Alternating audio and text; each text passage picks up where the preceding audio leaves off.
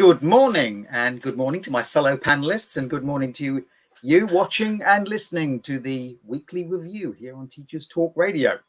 This week we have Hannah Wilson and Brent Poland and Maxine Howells, and we're going to, as usual, if you've watched this before, review some of the stories that have been in this week's news that relate to education. And we've got quite an interesting array of stories this week.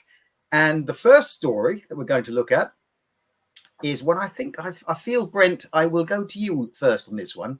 I don't know why it might interest you.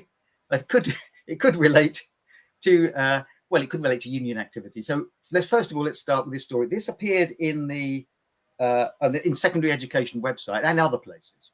But essentially, it refers to the bill passed through Parliament, the minimum services levels bill, which is now the law of the land, which means that the government can, or school managers can indicate which members of staff should be in work during strike action. Now, this went out to, first of all, consultation, but the consultation this went out for consultation, discussion with the unions. The consultation with the unions has ended, and it's now gone out to a broader consultation. In other words, it will be simply imposed on schools. And the question I want to ask you, Brent, is how, I'm retired now, but if I were a teacher, how worried should I be about this? Is this a piece of nonsense that will never do anything?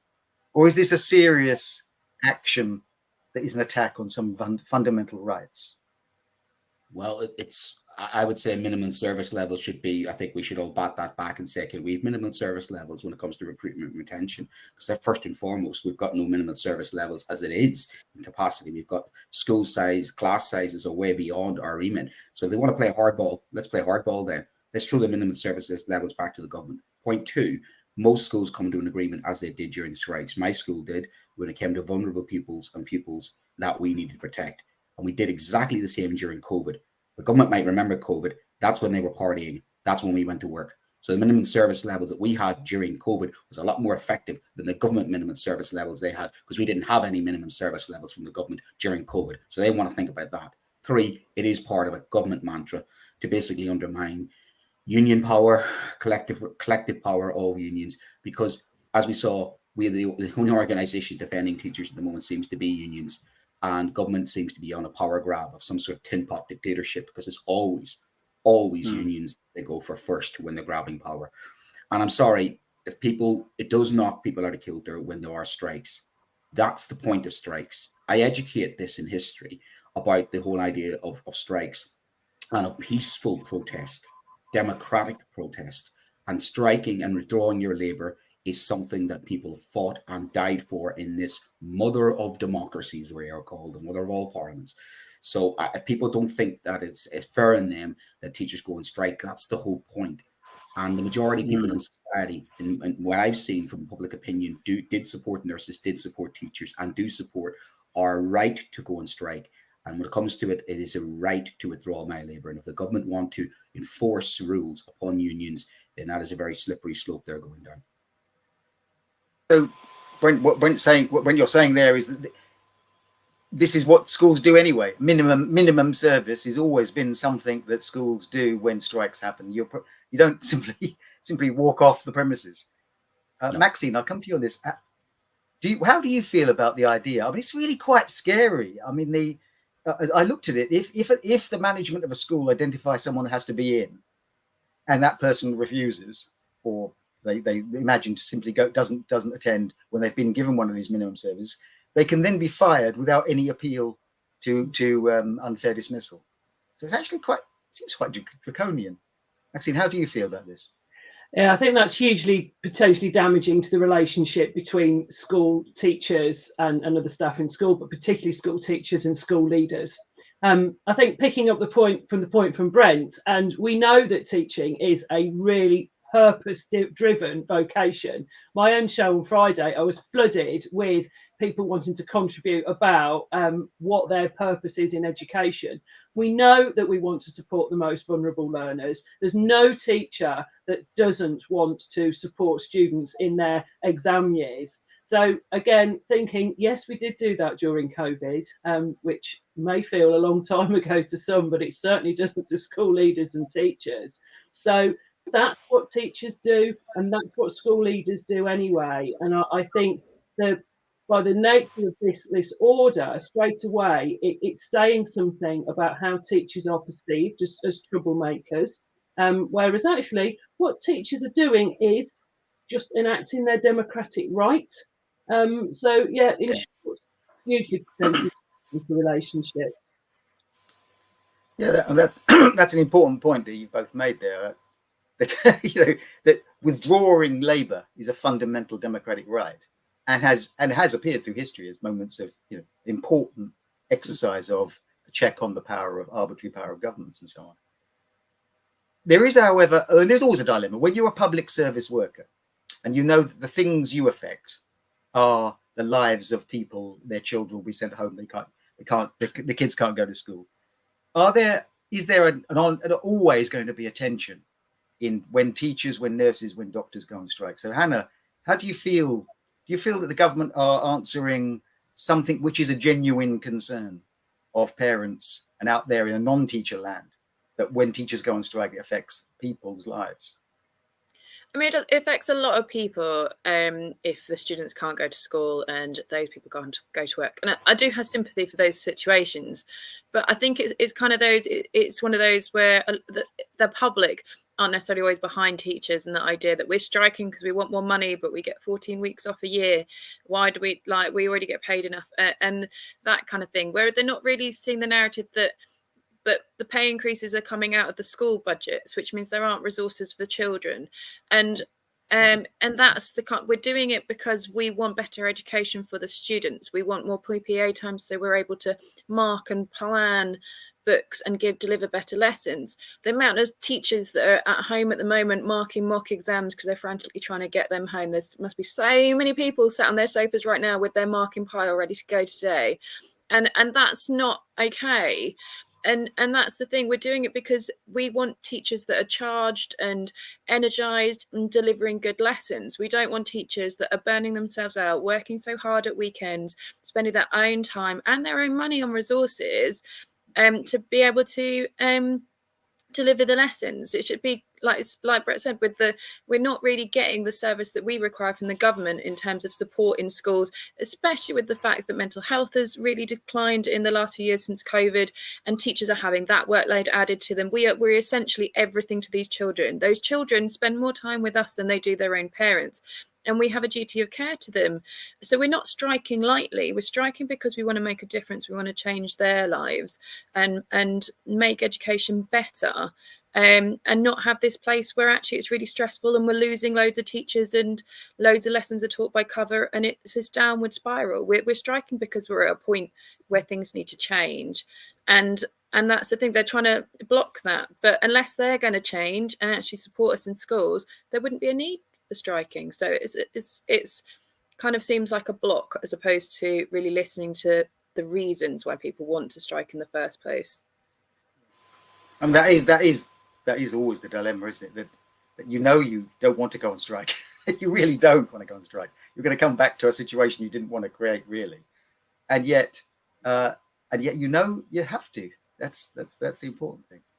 Well, that brings us to an end of this first story. I'm sure this will unfold. And I think in answer to my question, should I be worried about this? I think in terms of democracy, yes, but nothing's going to actually. This is what we do anyway.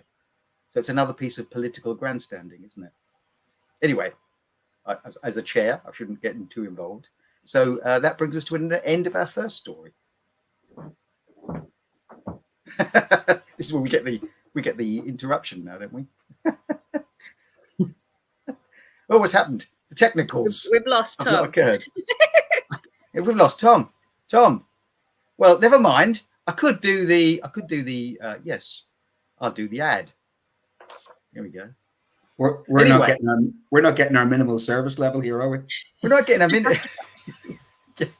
Where's the AI? Anyway.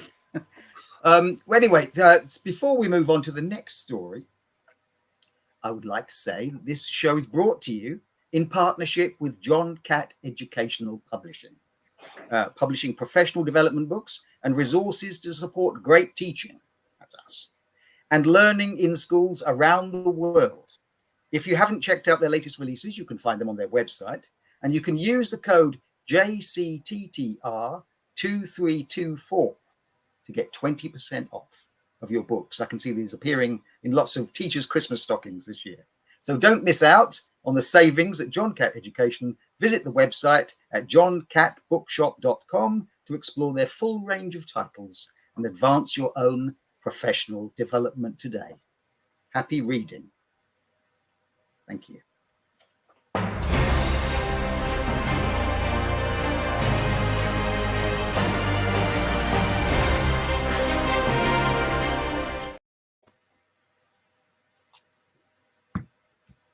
Well, so we're on to our next story. That caught me a bit by surprise there, even though I trailed it heavily. So this story is from The Guardian. And again, it's one of those stories which I'm not sure, again, whether we should be worried about this. It sounds, I feel I should be worried about it, but I'm not sure. And The Guardian stated that a study has shown that almost a million young people, a million children in Britain don't own a book. So 8% or so of children don't have a book in their house. And it's one of those things which you think to yourself, well, you know, is this just a middle class concern in this day and age? Do children need to have books in the home? Is it a problem, something we should worry about? Or is this the Guardian readers' fear? The Waitrose readers the Waitrose shoppers become concerned. Is this a problem really? If there are students, if you heard a pupil say to you that there's no books at home, they don't have books, is this a problem? Maxine, I'll come to you on this one. What do you think about children not owning books? That's a really interesting point you make, John, as well there about, are we looking at this through our own middle class values, or are we looking at this? And that comes back to the Lee Elliott Major discussion and debate around perspective. So that's a really interesting point, number one, and something that I had thought of. However, we do know that access to reading material will enable young children to read. So I think, and again, reading then is a huge link to success later on in the curriculum. You know, secondary school colleagues will say ability to read, you know, benefits all subjects and all GCSE exams. So this whole idea about early reading, and we do know that children from either we could say disadvantaged, or we could also use the terminology that Lee Elliott Major uses as well.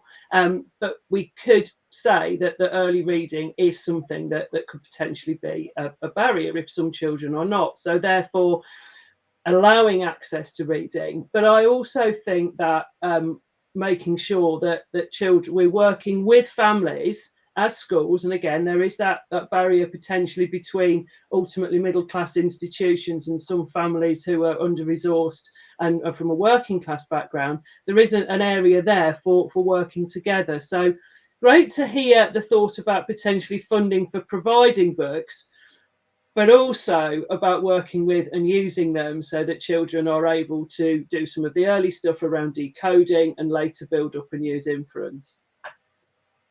My initial thoughts. Yeah. Thank you. Yes, thank you. I remember years ago when I was early in my teaching career, I had a parents' evening with some parents who were, I was teaching a year 11 group, English GCSE. And they said to me, they asked a simple question, all parents, good parents ask, how can we help our son? And I gave a series of things about his spellings were a bit of an issue and we need to work on that, and reading and so on. And when I said reading, they said, oh, well, we're not a book family. None of us read books. And they laughed and said, no, we don't read books. We don't really read. He doesn't like books. We don't read books. And I thought, well, in a sense, this is English GCSE. This is going to be a problem. And I was, as a young, naive sort of teacher, rather dumbfounded as to where to go from there. Hannah, how would you confront, or how do you deal with the idea that parents might say, well, we don't read books. How important are books? Do you try to encourage students and parents? I think, yeah, see, I was never really into reading as a child. I was dyslexic, so I find reading really difficult. I find reading really slow. And I still find that I still love the concept of reading, and I very much buy loads of books, but I just really struggle to kind of almost read them at the rate that I buy them. Whereas my sister's the other hand, and she could read a book in a day and was super fast. So I was surrounded by loads of people that loved reading, but I just never really got into it until I just became a teenager and discovered Jackie Collins. But I think it is like, obviously there's a lot more tech. Some kids have Kindles, but a lot of schools do have libraries. I know that we have a library lesson once a week where the kids can go sit in the library and read, and they can swap their books over. So they do have access. And as a mother of a young child, we get given books quite regularly from these different things. I think it's once a year we get a little kind of paper booklet that comes home with a book and teaches you how to read with your child. But on the same note, like, my child is partially deaf and goes to a speech unit. He's been there for 3 years. And he really struggles with his pronunciation. He misses the fronts and ends of words off. So, and we make sure we read every night, and he loves it. He loves reading. If somebody comes over to visit, he'll go get a book because he wants to show them his reading. And I do notice, like, if he goes to his dad in the holiday and has a week with him and doesn't read and then comes back, there's a real like knock back in his reading and his understanding. So I do see firsthand like the implications of the fact that when students don't read, and it is like you said, I think there is a decline in it because there aren't the parents that are sitting at home reading with their students, having bedtime stories. It's like, not to knock these different things, but there's those toys that you can like plug in and they sound out a story. So students aren't linking words to sounds, and I wonder how much that's going to have an implication on future kind of education, because there's certainly, in terms of secondary school, we're certainly seeing when kids come up to year 7, there's a decline in the amount that they're able to read from previous years, and I wonder if that will get worse, and whether that's actually like this new tech issue, or is this a COVID issue, the fact they've had that gap in learning, and therefore, so it's difficult to say what that reason is, but there's definitely a benefit to having books, and they're not expensive. I have too many books to know what to do with, and I think there's plenty of places, like lots of places in my village have little they have little bookshops outside, converted kind of telephone boxes where you can go and swap and exchange them. But it depends on the parent whether they're going to go and use those resources. Like, we have libraries everywhere, and they're great resources, but so we don't have to spend money to have books, but I don't know whether they're valued as much as they used to be. It's interesting. Yeah, I think that you're right. There's a super availability of books. I mean, as you say, I got rid of a ton of books the other day from my children's early childhood. When books are a sort of package, if a house, is it true that you think if a house has books, if a family value books, they probably value reading, they probably value talking about things, they value, here we are, yeah, this is the backdrop. The necessary backdrop. 3 out of 4 of us have a backdrop, and I love, by the way, I love Hannah's picture, but as Hannah's admitted, she's Hannah, you're letting the side down, no books there. No, but I'm sure Hannah has. I mean, I've got my books here, which are the academics. My wife's is the other side. They're all psychology, because you've got a mix of geography, history, psychology, myths and legends. I have some of my treasured possessions. There are books that I actually rescued from our school library when our school library kind of disintegrated a little bit and became just a room of requirement. We used to have a whole library center, and just, yeah, I don't mind as long as kids are reading. I don't mind if they're reading online, because it's reading, it's important. However, I am seeing a disconnect between the children who do grow up with books. It's a bit like the kids who grew up with vinyl records, and kids who grew up with music, surrounded by music, will pick it up. It's that kind of touch, smell. It's everything about a book that's just amazing. You know, an old book is just a window to the past in itself. The historian in me just loves old books, old maps, old charts, old diagrams. And I'm lucky that I've been able to hand some of those to my own children and say, this was my book, now this is your book. So they are heirlooms as well. When you go to those old stately homes, it's fascinating watching those old volumes of all their old books. So they are important. There's a reason why, again, dictatorships always go after intellectuals and destroy books and burn books, because books are giving you critical thinking skills, knowledge, the ability to learn for yourself. Because that's the thing, is, you know, we as teachers want to empower young people to learn for themselves. And I had a lovely moment recently when I used to read a book to my child to go to bed. And then last night she read it back to me, and that was just one of those moments when you realize, you know, as a parent, it is up to us as the primary educators, and there's too much, I think, especially in this country, too much emphasis on what are you doing at school. I think there needs to be, you know, we need to be empowering parents to say, you need to be a book household. If not a book household, a household where learning and education is important. And not necessarily a middle class thing, because my mother's working class, I'm working class. And one of the first things I always get when I go home is a book, usually about Irish history, which doesn't exactly always portray England in a very good light. But she's always given me books. She was always giving me books about myths and legends. And I pass that on to my children. And And I think when, as a secondary school teacher, you're right, Maxine, as a history teacher, it is really difficult to teach nuanced in sources and read between the lines and inferences if they don't have those tier 2, tier 3 words. So one of the things we've insisted upon as a school, because our English department is extremely strong, is that every child has a reading book. And if they have free time, in other words, if there's a cover lesson and cover teachers in there, the first 20 minutes of that cover lesson is silent reading of their reading book. And I check my tutees every couple of weeks to make sure you've not been reading that reading book. There's one boy, and I think it's the Nottingham Forest 2022 annual. I'm like, we're on to a different season now. Any chance of getting this year's?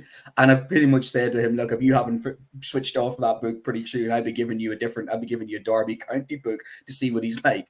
So we do need monitoring kids, and we do want to encourage them to read, and we can't force them to read, but you got to get that culture in. You got to get that culture in at home, and that's why this story shocks me a little bit.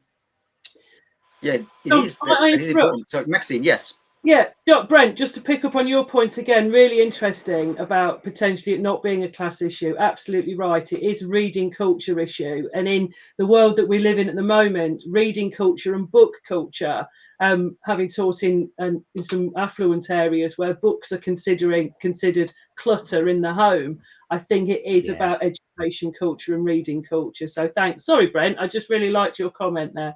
No, because it is that culture of it cuts across all backgrounds. But you are right as well. I think people have gone too quick to the technology, far too quick to go to the technology, and forget that there's something about reading in the imagination. Oh, John, you would agree with that. Reading leaves space for the imagination, and without reading, everything's too prescriptive. My wife, for instance, has forbid my children from watching Harry Potter until they've read the books, which is driving me crazy because I don't want to sit down with my 8-year-old daughter and watch Harry Potter with her. But I have to wait now. I have to wait until she's old enough to have read the book first. So yeah, she's very into books, more so than I am. But so that's what kind of household we are. Well, Brent, I picked up the Room of Requirements Harry Potter reference there. So clearly it's deeply embedded. I remember I could recite the whole of Each Peach Pear Plum, which was, I don't know if you come across that one, or it's a children's rhyme story, but I've read it so many times because kids love to have the same one again. I'd say, choose a different one tonight. A different story, please. Anyway, Each Peach Pear Plum, if you want. You've got a comment there, Tom, from Tom there, John. I think we had a comment from John. Oh, yeah. Sorry, Tom.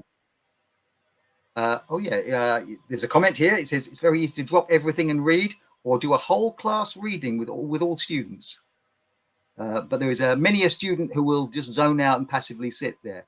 How do you get kids to engage in reading? Well, the worry about technology for me is that that's even harder to get kids to engage, since the technology is fundamentally designed on short-term concentration and entertainment. So I'm just going to come back to Hannah on that one. Hannah, how do you get kids to engage with books in class? I think it is that whole idea that it's that dopamine level of kind of the hit that they get from being on social media and scrolling through, and that we need to kind of actually train them to relax. And this is actually something that kind of I'm personally looking into at the moment, is that idea that, especially as a teacher, we go, fill every minute of every day, every break, every lunchtime, that I don't actually just know how to stop and relax. Or if I do, I stop and put the telly on, I fall asleep on the sofa. So, and I think it is that being able to read a book is that switch off, that escapism, and it's good for your mental health as well. So kind of getting them to engage. And I think it's really finding a book that they're interested in, and a topic that you're interested in. Like, I read so many books, but it wasn't until I found something that I actually really enjoyed and helped me switch off that actually made it enjoyable. Well, I'm sure that's something we'll go on to discuss in the future. Book reading, and it comes as a whole package of an attitude to education, probably explains so much of what we talked about. So that brings to an end our second story.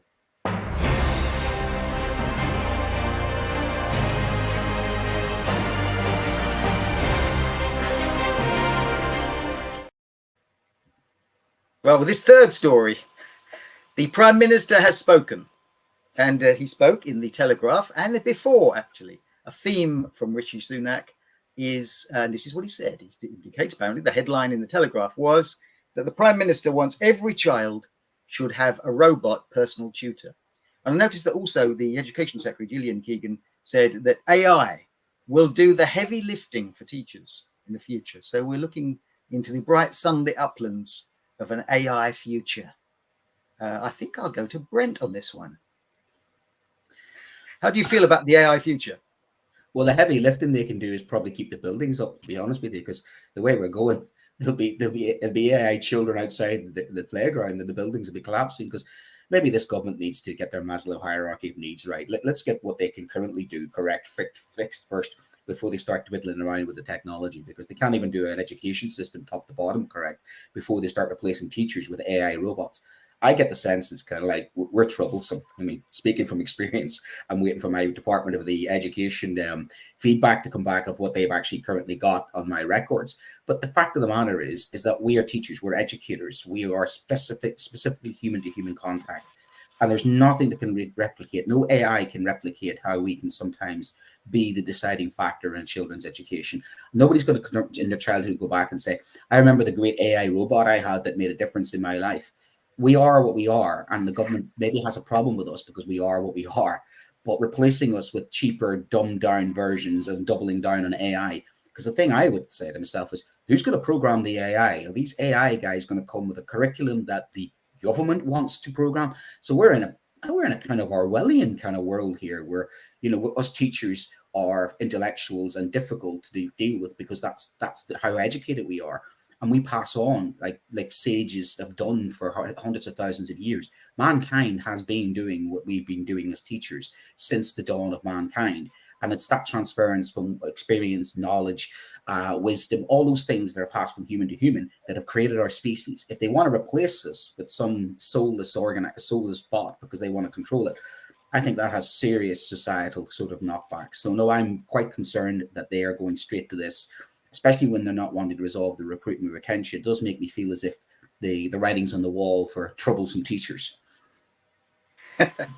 Maxine, are you worried about the future robot AI world or looking forward to it? So my thoughts, again, Blade Runner aside, certainly thinking about some of the things that teachers do at the moment that aren't really helpful. So any of those sort of jobs, those teacher roles that could be taken away and lifted and done by a robot, absolutely great. However, human qualities in education, I love Brent's quote about nobody remembering that robot that taught me so beautifully when I was in year 2 or year 10. Totally. And again, if we're thinking about Sunak quotes about the most disadvantaged learners, what about the most vulnerable and those sorts of human needs there as well? So yeah, in short, some of the roles that are wasted on actual human beings, absolutely great. However, that human quality that's a fundamental part of teaching is concerning. Hannah, has technology helped you as a teacher, and are you looking forward to a technology that will help you?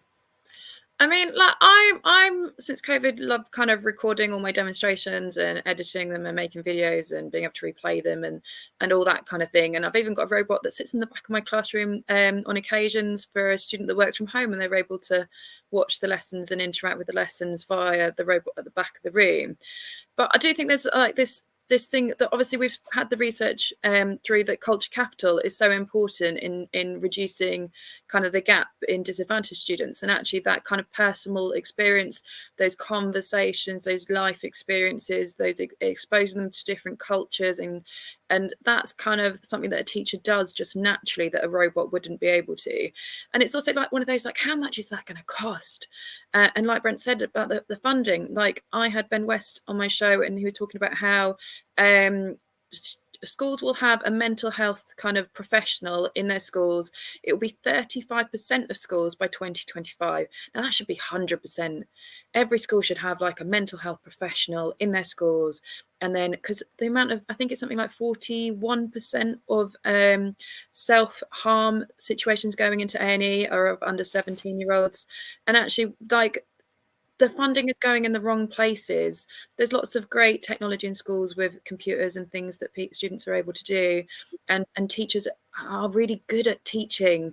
And that seems to be this thing that the government seems to be ignoring. We don't need robots to go and teach teachers. We need good teachers that have the time to go and spend that time with the students and support the students, as opposed to doing things like spending our breaks and lunchtime supporting students' mental health.